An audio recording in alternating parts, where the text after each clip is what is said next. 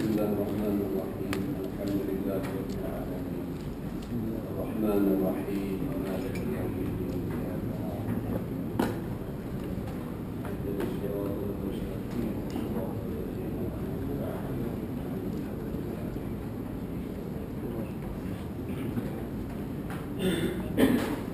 Alhamdulillahirabbil alamin wassalatu wassalamu ala rasulina Muhammad wa ala alihi wa sahbihi. Rabbi shrah li sadri wa yassir li amri wahlul 'uqdatam min lisani yafqahu qawli.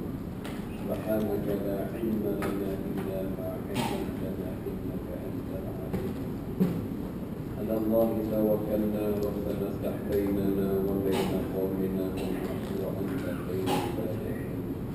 Allahumma akrimna min nuril fahmi wa akhrijna min zulumatil wahmi waftah alaina bi ma'rifatil ilmi walhamdulillahi rabbil alamin. Muka surat 63 baris yang keempat daripada atas ke bawah. Dan kerana inilah kata Hasan Basri rahimahullahu ta'ala. Hasan Basri salah seorang daripada ulama besar di kalangan tabi'in. Dia bukanlah sahabat Nabi, hanya min kibari tabi'in, salah seorang daripada ulama besar di kalangan tabi'in. Tabi'in artinya mereka dia sempat dengan sahabat sahaja. Adapun sahabat dia sempat dengan Rasulullah. Walaupun begitu tak sempat dengan Rasulullah, tapi besar juga kedudukannya. Kata dia apabila fasad yakni binasa kepekat, fasad artinya rosak. Apabila rosak yakni binasa kepekat, pekat yakni kedai-kedai, pasar-pasar, shopping-shopping, itu maksud dalam kata pekat belakang. Tempat orang jual beli, tempat peniaga, perai-perai duduk di posisi itu belakang. Kata dia apabila rosak yakni binasa pekat, yakni kedai-kedai, pasar-pasar, shopping, yakni kebanyakan bercampur dengan haram. Ini zaman Hasan Basri. Apatah zaman kita yang sudah jauh daripada zaman tabi'in, zaman yang telah jauh daripada salafus salih. Zaman kita zaman yang dikelilingi dengan perkara yang syubhah dan perkara syahwah. Penipuan ada di merata-rata tempat. Rasuah, pecah amanah, buku dan sebagainya ada merata-rata. Ini zaman kita sekarang. Kereta DBP 5455, kereta WRA 8121, belum DBP 5455, sebuah lagi WRA 8121. Kita tunggu ada. Baik. Kata dia apabila masa yang binasa pekat, yakni kebanyakan bercampur dengan haram. Tidak semualah kebanyakan. Kerana kebiasaannya kebanyakan penjual-penjual dan peniaga-peniaga ada yang menipu dalam jualan. Contoh menipu, dia mengurai timbangan. Orang nak beli sekilo, dia timbang tak cukup sekilo. Kadang-kadang mata kilo cukup sekilo, tapi dia ajak enjil dalam. Isi tak cukup pun sekilo, cuma mata kilo tak cukup sekilo. Ada juga menipu seperti buah masa dia kata manis, walaupun masa Ada juga menipu dia cara buah buruk-buruk. Sebenarnya harta dia letak asgar. Bila pembeli dia campur buruk dengan asgar. Kadang-kadang peniaga-peniaga ni bising itu biasa dah bising gagal tempat jual. Kadang-kadang kecek lucuh tempat jualan. Cara tino gagal, kecek kalu. Dan ikhtilaf bercampur gaul tina jata di pasar-pasar, di shopping-shopping. Ini merupakan gambaran-gambaran pasar yang berlakunya kerosakan. Mendedah aurat, nak bagi tanya bagi kemak siapa banyak. Macam-macam lah, dedah aurat. Semua tu kalau kita tengok di pasar-pasar, di kedai-kedai, di shopping-shopping, ada belakang tu. Pakaian yang bertentangan dengan syarak, pergaulan yang bercanggah dengan syarak, penipuan yang berluas-luasa demi nak mengampu untungnya yang banyak. Maka ni dia katakan pasal yang dikerosakkan ia sedang melanda zaman kita. Apakah lagi Hasan Basri kata ni berdasar kepada zaman dia, apakah zaman kita? Dan itu dia katanya kebanyakan bercampur dengan haram. Maka lazimlah olehmu dengan makanan barang sedapat jua. Ini tempat dia nasihat kita. Ini sebagai nasihat, bukan sebagai hukum, sebagai nasihat. Jalan bagi orang warak, jalan bagi kita orang warak. Kita elakkanlah daripada pergi tempat-tempat sedemikian. Adapun dari segi hukum syarak lain, warak lain. Warak ni dia cuma dia peringat-peringat semata-mata nak membersih dan menjaga hati, ditakut kotori atau debu-debu.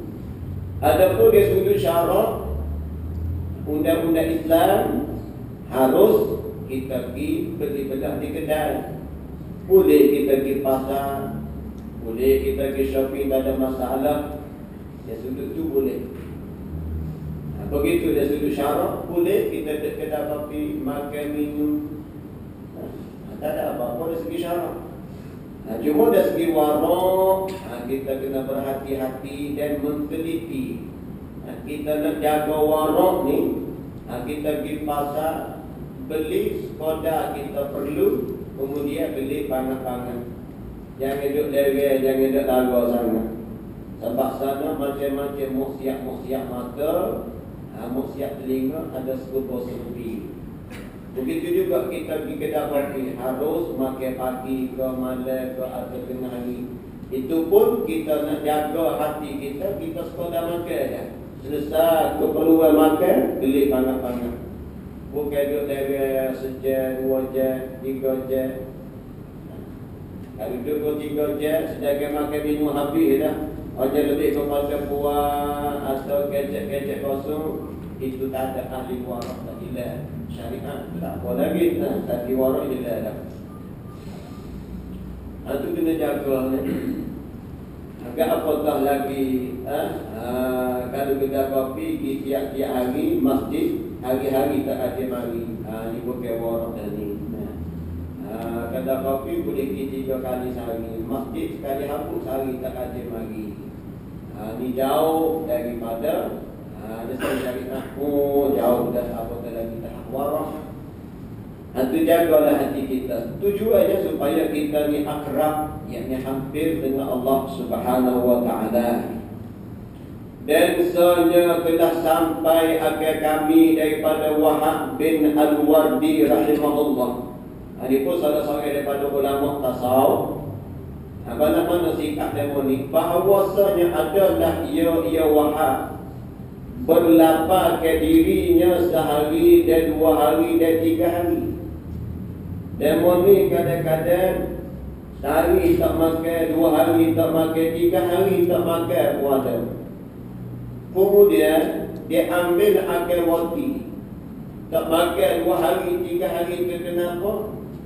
kerana bimbang, takut-takut makan yang dia jamuh ni ada syubhat. Ada bimbang, dia takut-takut makan yang dia makan ada mengandungi syubhat. Lalu dia rela lapar sehari, rela lapar 2 hari, rela lapar 3 hari. Takutnya ada syubhat dalam makannya. Bila sampai perekat tanya dah lapar sangat letih ni, kemudian dia ambil akar roti, yakni sekeping roti, dan berkatalah, lalu dia ambil sekeping roti nak cicah air, lalu dia kata, hei Tuhanku, ya Allah, bahawasanya Engkau lebih mengetahui bahwasanya aku tiada kuat atas ibadah. Ya Allah, kalau dapat belajar aku tak kuasa juga nak beribadah kepadamu. Dan aku takut akan doa. Lagi pula aku takut lemah.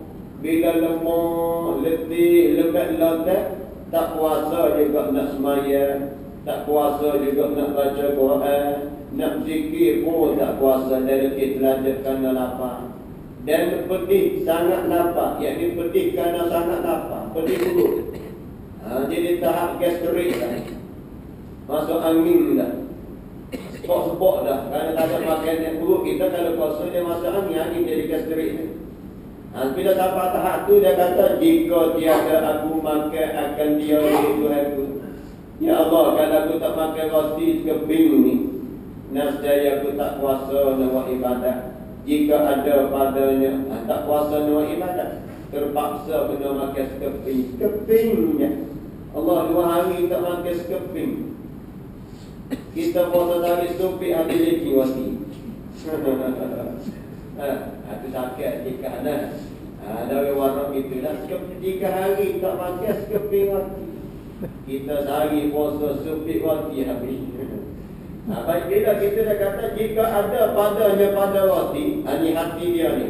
Dia kata, ya Allah, hei Tuhanku, sekira ada pada roti sesuatu daripadanya khubus. Khubus ini benda yang kecil atau haram. Ya Allah, sekiranya bahan-bahan buat roti ni ada benda yang syubhat. Kalau dalam bahan-bahan buat roti ni ada benda-benda yang syubhat atau benda yang haram, sedangkan aku tak tahu pun, maka jangan engkau ambil yang dia ambil salah akan daku diri Tuhan. Itu dia berdoa dengan Tuhan. Nak telah roti sekepi ni kenali aku. Aku takut ada syubhat dalam roti. Boleh jadi masa bila buat roti tu dia campur dengan benda-benda yang tidak halal, lemuk babi dan sebagainya. Dia takut situlah. Lalu saya minta dengan Tuhan, ya Allah, sekiranya dalam roti ni ada benda-benda yang haram atau benda yang syubhat, maka jangan engkau ambil salah ke atasku, ya Allah. Jangan ambil salah, masa kita jangan cah dosa lah. Lalu itulah kemudian maka direndam roti di dalam air. Lalu dia penceluk roti dalam air, maka dimakannya roti. Lalu dia pun makan. Sampai tahap ni orang warak ada yang makan sikit, berdoa pula dengan Tuhan, bimbang-bimbang takut ada syubhat dalam roti. Inilah orang yang sebenar, benar nak jaga hati supaya dirinya akrab dekat dengan Allah Azza wa Jalla. Begitulah kerana seseorang lagi bersih hati, lagi dia ingat aku makan minum. Maka inilah 2 jalan, 2 cerita tadi tu bagi orang yang pangkat yang tinggi daripada ahli wara. Cerita tadi cerita orang wara. Begitulah sikap orang wara pada barang yang diketahui, pada barang yang cerita yang kami ketahui akhirnya cerita tersebut. Itulah sikap-sikap orang wara di dalam akhirat ini. Ada juga satu kisah orang wara, bila dia sakit nak mati, lalu dia pergi ziarah. Sakit duduk dia pukul 10 malam, pukul 11 malam. Dia pun pergi ziarah lah. Bila ziarah, sambil-sambil minta maaf, baca-baca sepatah 2, duduk tak lama matilah saing dia ni. Bila mati, dia kata ketua rumah, tutup api bangat-bangat. Kata api bangat-bangat. Gelap lemak selalu dah. Bila orang tanya kenapa Syekh tu kata api ni, Dia kata sebab api ini jadi sakwa bagi anak-anak dah. Bukan harta hak bagi si mati dah dah. Siapa tanah tu kan? So kata api dia bimbang cahaya ni dan cahaya api ini harta bagi dah seseorang. Bila mati mana ni automatik mana ni juga harta tu jadi harta orang lain dah. Jadi harta waris. Waris artinya orang yang makan sakwa si mati di kalangan anak, isteri. Jadi mati mana ni juga harta tu jadi milik waris. Maka punya warak dia takut termakan, takut terambil cahaya orang lain ni. Suruh kata banyak-banyak lah lemak sebentar. Ini warak ni. Sampai tanda tu cahaya api pun dia ambil kira juga. Bukan setakat makan minum je. Apa kita, kalau kita marah, jangan suruh kata api. Dia kata saya duduk tanam lah. Yang duduk rumah kan. Susah orang ramah pun lah. Dan juga hukum syarat tak ada apa-apa. Tapi orang marah juga begitu cahaya pun dia ambil kira. Habis itu. Jadi baiklah. Jadi bila kita dengar cerita warak, maka belajar-belajarlah sikit-sikit. Banyak belajar sikit-sikit. Sempena kita ada tahun baru 1430 Hijriah, biada kata perkara baik yang bertambah dan perkara jahat yang kita buat daripada kehidupan kita. Sempena kita ada tahun Hijriah baru 1430 ada, biar ada perkara baik yang kita tambah dan buatlah perkara jahat daripada kehidupan kita. Perkara buruk, perkara jahat, buat daripada kehidupan kita. Tak boleh buat banyak, buat sikit-sikit. Begitu juga perkara baik. Nak buat banyak sekali tu tak mampu juga. Apa pun biar ada. Biar ada perkara baik tambahan. Seperti kita ada tahun baru, belajar warak-warak. Paling tidak kita jaga syariat. Itu minimal. Paling minimal kita jaga syariat. Adapun orang yang kurang daripada mereka itu, maka bagi mereka itu memeliharakan dan membicara ke atas qadarnya, dan bagi mereka itu bahagia pula daripada warak atas qadarnya. Jadi kita belajarlah untuk jalan di atas jalan warak sekadar mana kita mampu. Yang pentingnya istiqamah. Kita nak buat banyak sekaligus tak puasa. Kita buat sekadar mana kita mampu. Yang pentingnya istiqamah, berteruslah perkara baik. Dan dengan qadar barang yang dipenatkan dirinya tercapai barang yang diceritakan. Bermula Allah Ta'ala tiada menghilangkan pahala orang yang membaikkan amalan. Kita niat nak ubah ni satu pahala dah. Kita niat nak buat perkara baik tu pun satu pahala dah. Itu dia ada sifat warak. Begitu juga warak dalam bab pakaian. Kita orang perempuan setengah tahun baru kita warak dalam pakaian. Kalau hal lepas dah kita pakai tudung sikap. Apa kata tahun baru ni kita nak warak yang labur sikit. Kemudian baju kita biar longgar, kain tebal. Tu warak pakaian lah. Dia dapat aurat. Tudung kita labur. Bukan setakat tekuk je tudung, bukan setakat bahu je tudung, bukan setakat dada je tudung. Buah dada pun kita tudung dengan tudung yang labur. Kalau dulu sanggup 3 jengkal tinggi, pokok dia pun letak kepala. Tinggi sanggup. Tahun ni kita nak warak, tak ada sanggup dah, pakai lepas gitu je. Sebab sanggup menggoda juga kadang-kadang.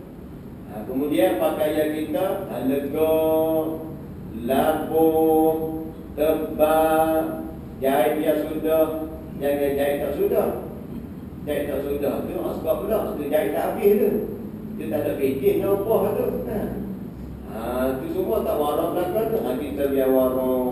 Kau tua lah kalau kita nak warak.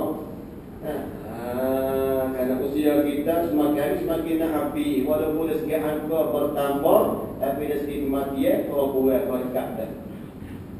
Supaya kita lihat lagi juga ada sifat warna, menutup aurat pakaian kita. Saya itu kita pilih tapi dulu. Saya yang melaga, kita muparoko. Kalau saya ajak buat jahat, itu cakap tiga tu. Wasaf diri kita. Itu dia ada berubah. Wal muhajiru man hajara su'a. Orang yang hijrah sebenar-benar ialah hijrah daripada perkara yang jahat. Hijrah hakiki ialah kita meninggal perkara yang jahat.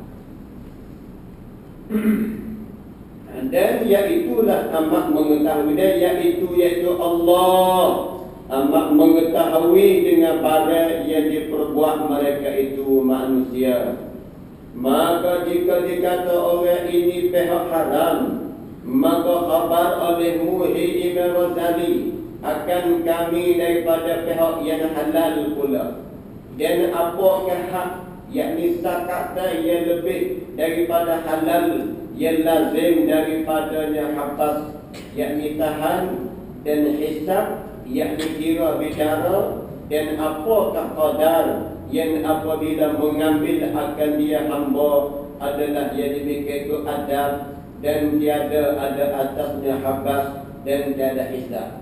Baik, sekarang Imam Ghazali nak masuk tajuk baru, iaitu mengenai perkara yang halal pula. Maka dikatakan baginya, lalu Imam Ghazali tulis jawab, ketahui olehmu bahawasanya kelakuan yang mubah, kelakuan yang harus pada jumlah, yakni pada perhimpunan yang ringkas, 3 bahagi. Kita jawab itu 3, bukan tiada dah. Kelakuan yang mubah yang harus dari isu halal terbahagi kepada 3. Okey, dalam bab kerja halal atau mencari duit yang halal, hukumnya harus, maka dibahagi kepada 3. Mencari halal ni wajib, dan talabul halal ni fardhah. Wajib dari halal itu wajib dibahagi kepada 3. Pertama, bahawa mengambil hamba di kita, mengambil oleh kita akan dia akan yang harus kerana kemegahan. Ada kala manusia mencari harta yang halal dan yang harus semata-mata nak bermegah-megah, lagi membanyakkan harta. Nak megah, nak soho, kata dia ni harta banyak. Lagi pula dia menghimpun harta sebanyak-banyaknya, sedikit yang dia buat kebajikan, lagi membesar akan dia, lagi pula dia membesarkan diri. Oleh kerana duit banyak, lalu dia angkuh, dia sombong kerana riak, lagi pula kerana riak. Maka adalah mengambil daripada yang harus, perbuatan yang mungkar, yang diperbuatan yang kecil, yang mewajibkan atas zahir perbuatannya habas dan hisab. Habas yang dikena tahan di akhirat, dan hisab yang dikena cek di akhirat. Dan malu, lagi pula malu kepada Allah di akhirat kelak. Sebab itulah Rasulullah sallallahu alaihi wasallam dia baca satu doa, Allahumma ahyini miskina wa amitni miskina wa wahsyurni fi zumratil masakin. Ya Allah, hiduplah akan daku keadaan miskin dan matimu dalam keadaan miskin. Apa hak Nabi minta, realiti berlaku pada Nabi. Nabi kadang-kadang berhari-hari tak makan, tak minum kerana tak ada bersatu. Kadang-kadang terpaksa kena gada pada diri semata-mata nak sara keluarga. Dan Nabi kita mati dalam keadaan miskin sungguh. Baju yang dia gada di kedai Yahudi tak sempat kita bos. Dan Nabi minta wahsyurni fi zumratil masakin, dan himpunlah kami di akhirat kelak dalam golongan orang-orang yang miskin. Ini doa satu doa, panggil doa motivasi kepada kita supaya kita disedar harta bukan segala-galanya, kekayaan bukan segala-galanya. Memanglah di dunia nak beli segala-gala kena ada harta, nak masuk tandas pun kena bayar 2% sekarang, 3% tak ada dah. Jadi apa-apa kena bayar lah ke zaman sekarang. Tapi nasbah untuk akhirat dibimbangi, dikhawatiri, kita pun takut diralik, leka dengan harta dunia. Itu tempat Nabi nak jaga tu. Bukanlah nak sekat daripada menghimpun harta. Nabi tidak sekat. Cuma Nabi sebagai nasihat, Nabi beritahu harta di akhirat kelak akan dihisab. Sikit pun kena hisab, banyak apa tak lagi. Sunnatullah dah. Ada yang kaya di kalangan kita, ada yang miskin di kalangan kita, ada yang sihat di kalangan kita, ada yang sakit di kalangan kita. Itu sunnatullah. Sunnatullah maknanya Allah Ta'ala buat orang yang kaya, orang yang miskin. Baik. Dari sudut tu. Kemudian dari sudut tasawufnya, kaya dan miskin bukanlah satu kebanggaan. Kita miskin bukanlah satu kerisauan. Atau Allah jadi kita kaya bukanlah itu satu kebanggaan. Kenapa? Kerana ada lagi dua nikmat yang sangat besar dalam kehidupan kita, iaitu nikmat iman dan Islam. Allah takdir kita miskin, jangan kita risau, jangan kita sedih, kerana Allah kurnia kepada kita dua nikmat. Satunya nikmat iman dan nikmat Islam. Dengan dua nikmat ni lah kita dapat masuk syurga Allah, kita dapat lepas daripada neraka Allah.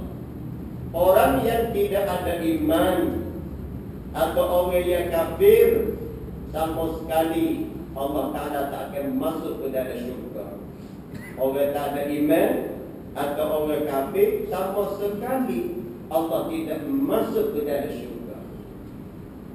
Jadi di akhirat kelak, masuknya kita ke dalam syurga bukanlah atas dasar kerana orang ni kaya, dan orang tu masuk neraka bukanlah atas dasar kerana dia miskin.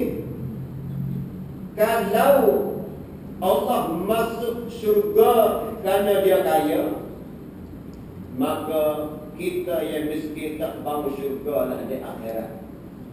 Di manakah adilnya Allah? Sekiranya Allah memilih yang kaya saja masuk syurga dan mengenepikan yang miskin daripada syurga, di mana adil Allah? Tidak adil Allah kalau buat keputusan berdasar kaya dan miskin. Akan tetapi di situ bukan ukuran bagi Allah. Ukuran bagi Allah masuknya kita ke syurga dan lepasnya kita daripada neraka ialah iman dan Islam. Bila mana kita dipermilih iman dan Islam, subhanallah, di akhirat kelak kita layak jadi ahli syurga yang kekal selama-lamanya. Sebagai motivasi, begitulah Imam Ghazali kata, bila harta lebih banyak akan dihisab, akan ditahan dan hisab. Di sini juga Imam Ghazali nak ajar kepada kita supaya hidup kita ni hidup bersederhana. Sebab itulah kita upah yang paling berkesan untuk menolak rasuah, iaitulah dua upah. Satunya zuhud, yang keduanya qanaah. Upah yang paling berkesan untuk menyelamat kita daripada memberi atau menerima rasuah atau pecah amanah atau menipu dalam kerja kita, Iaitulah zuhud dan qanaah. Zuhud artinya sederhana dengan kehidupan. Walaupun Allah beri kekayaan kepada kita melimpah ruah, namun cara hidup kita, pakaian kita, kenderaan kita, tempat tinggal kita bersederhana. Harta kekayaan nak minta mana? Lalu kita impak pada jalan Allah. Banyak lagi rumah-rumah Allah perlu kepada sumbangan kita. Banyak lagi orang fakir miskin berhajat kepada sumbangan kita. Banyak lagi ibu tunggal, anak yatim dan sebagainya perlu kepada sumbangan kita. Luar negara, Palestin, Syria, Rahia dan lain-lain tempat umat sedang menderita perlu kepada sumbangan kita. Selanjutnya qanaah, yakni cukup dengan apa yang Allah Ta'ala beri. Bila kita ada dua sifat tersebut di hati kita, insya-Allah dengan pertolongan Allah kita boleh elak diri kita daripada harta-harta yang haram. Itu kata Ghazali, hisab, apa ada hisab dan malu, yang malu kepada Allah. Dan dicerca, yang akhirat kita akan dicerca oleh Allah. Kerana ada manusia, kerana ribu harta halal, lupa kepada Allah. Dan iaitulah hamba tu orang yang mengerjakan yang demikian itu mungkar dan syah. Itu dah kata dalam surah Al-Hakumut Takasur, Al-Hakumut Takasur hatta zurtumul maqabir. Al-Hakumut, melalailah akan kamu at-takasur oleh membanyak-banyak harta. Alhaakumut takasur, melekalah akan kamu hai manusia. At-takasur, at-takasur maknanya nak banyak-banyak harta, nak cari kuat-kuat, ibu banyak-banyak, buat kebajikan sikit-sikit. Cari banyak-banyak, tombok banyak-banyak, buat kebajikan sikit-sikit, sedekah sikit, belanja hak wajib pun sikit, ibu banyak-banyak, masa buat ibadat sikit-sikit, masa belajar di tempat orang mengajar jarang-jarang, kadang-kadang. Maka ini Nabi kata, Tuhan kata Alhaakumut Takasur, melarga mereka lah akan kamu boleh membanyak hatta zurtumul maqabir, sehinggalah kamu dikubur. Hatta zurtumul maqabir, hatta sehinggalah kamu diziarah akan kubur yang nikmati. Apa tu Nabi kata kan? Lau kana wadiyan ibni Adam, jikalau adalah bagi anak Adam dua sungai mak belakang, nasaya nak sebut lagi menjadi tiga. Ini gambaran tomoknya anak Adam. Tak cukup, tak puas. Kenapa tak cukup, tak puas? Sebab tidak ada zuhud, tidak ada qanaah. Tasawuf bukanlah nak anti kekayaan, bukan nak anti pembangunan. Jangan kita tolak kekayaan. Dengan kekayaan kita boleh menikah ekonomi umat. Dengan kekayaan kita boleh pertahankan agama kita. Kita boleh pertahankan negara kita daripada diceroboh dan sebagainya. Cuma Islam mengajar kita bersederhana dalam kehidupan kita. Lepas tu ada 3 peringkat. Satunya harta keperluan. Yang kedua keselesaan. Yang ketiga kenafsuan. Nombor 3 ni betul-betul hak pertama kita ngaji malam ni. Pertama keperluan. Hidup kita perlu kepada kereta, perlu kepada tempat tinggal, perlu kepada pakaian, perlu kepada makan minum. Rekahnya perlu kepada duit. Sebab duit lah kita nak urus segala-gala kehidupan kita. Perlu bukan tak perlu. Tengoklah orang yang perlu 2 butik, dia beli 2 butik. Orang perlu 3 butik, dia beli 3 butik. Lelaki sebutik kereta, bini kerja nak sebutik, anak pun kerja nak sebutik. Kalau sebutik nak pergi atas 3 orang, Allah stres tanya lagi tu dah kita. Maka perlu kepada 3 butir. Tambah 3 butir, tak apa. Dari segi tasawuf pun tak apa. Dari segi syariat lagi-lagi lah. Selanjutnya keselesaan. Keselesaan ni adalah kadang-kadang kita ni bila anak ramai nak juga kereta panjang. Beli lori mudah sikit, itu pun dah lah. Nak tolong macam ni. Keselesaan. Kereta kecil, anak ni orang ni Allah kaji. Anak ni orang supaya tu dah kesadar dan buat kesadar. Allah, anak klik gaya dekat bandar sama. Kadang-kadang 2 kali punggok dah. Allah kaji anak 5 tahun ke. Keselesaan. Beli hak besar atau apa je. Tak apa. Atas sini nombor 3, kenafsuan. Nafsu lah mana? Tengok orang tambah air, tambah rata. Tengok orang tukar air, tukar rata. Tubik model baru, tukar lama, ambil hak baru. Bawa bakar baru, butet bila tahun. Tubik hak baru pula, terakhir pula, ambil hak baru pula. Apakah lagi kecil kalaulah kita butet di kereta ni. Bila tahu kereta lagi 10 tahun. Paling lama 10 tahun. 10 tahun kita pinjam di kereta, pinjamnya ada riba. Alhamdulillah. Pinjamnya kosna.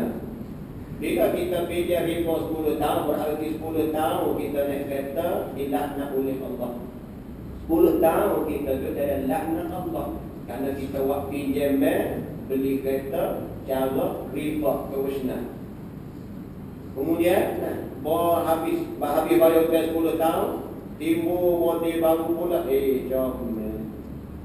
Tunggu kerja, motor gaji, tak pasal apa ni. Tukar hak nama, ambil hak baru, butet pula 10 tahun. Butet ni cara riba pula. 10 tahun pula, sambung laknat Allah. Apa takkan sampai tua kita duduk dalam berhutang yang ada riba. Kita bersemayam, kita puasa, kita mengajar, kita mengaji, kita berzikir. Sedangkan 9 bulan atas 9 tahun, 10 tahun kita dilaknat oleh Allah kerana terlibat dengan hutang cara riba. Apa nak selamat mana di akhirat anda? Riba kira-kira ada Allah Ta'ala istihar orang. Ini kita kena muhasabah atau checklist diri kita. Yang haram kita jauh, yang halal dia ada suka dan dia ada dos, supaya kita tidak terbebani di akhirat kelak. InsyaAllah bila kita sambung ulasan pertama mengambil harga dia kerana kemudahan wallahu a'lam. Bismillahirrahmanirrahim. Allahumma anfa'na bima 'allamtana wa 'allimna ma yanfa'una warzuqna 'ilman yanfa'una. اللهم اكفنا بحلالك عن حرامك وأغننا بفضلك عمن سواك. الحمد لله.